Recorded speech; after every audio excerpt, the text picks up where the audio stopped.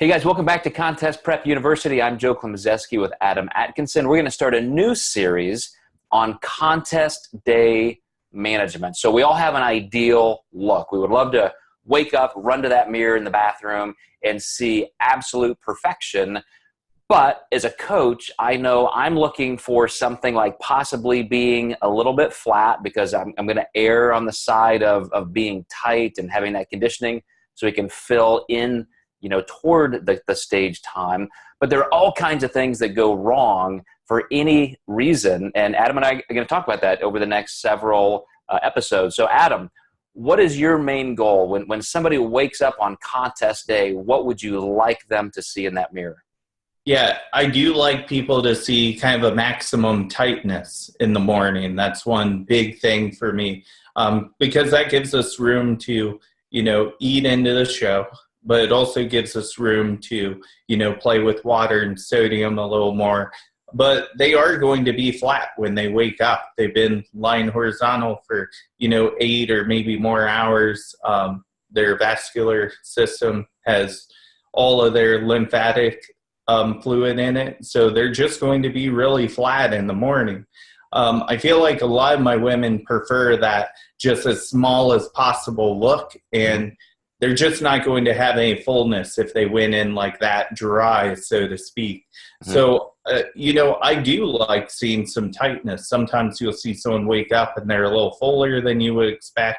And we'll talk about those scenarios as we go. But I agree with you. I like a very tight, crisp look in the morning, something that, just really gives me a great platform to move other nutrients and water and sodium in.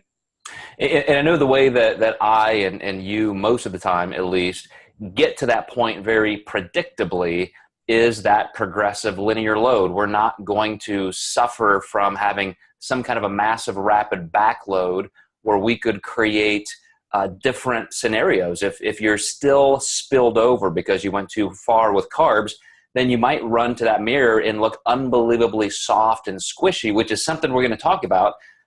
You could also end up from a rapid front load or just a front load, kind of dwindling away where you're losing some of that fullness, which is okay, but still extremely soft because you're in the middle in that no man's land space where you haven't necessarily reabsorbed a lot of that floating glucose, glycogen, assimilated that. So there are a lot of reasons that you could have some failures that we're going to discuss. But as you said, I think one of the things I'm looking for, and it's just so predictable, it's so easy and so consistent, is that if somebody has been tailing the upward cycle of carbohydrates, so it's a moderate, probably not too aggressive, progressive linear load, and we're watching the scale, we're watching photos, we are building that glycogen base, but never crossing that line into spillover. So is there anything else that you're doing to prepare clients to make sure that we are starting on that great footing on contest day? Yeah, two of the main things is seeing morning and night photos constantly through the week. So you see somebody with their maximum food intake and somebody after they've been sleeping for hopefully 8 hours or more.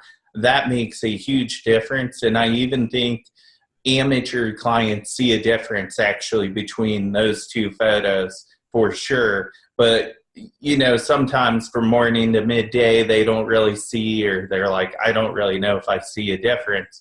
To an untrained eye, that might be true. But most people will see a pretty big difference between morning and night. And just having that predictable outcome, I think Thursday is very paramount for me and my clients because it's one day before show night, basically. So I tell them, no matter what, make sure, you send me photos Thursday night so I can see that transition Thursday night to Friday morning.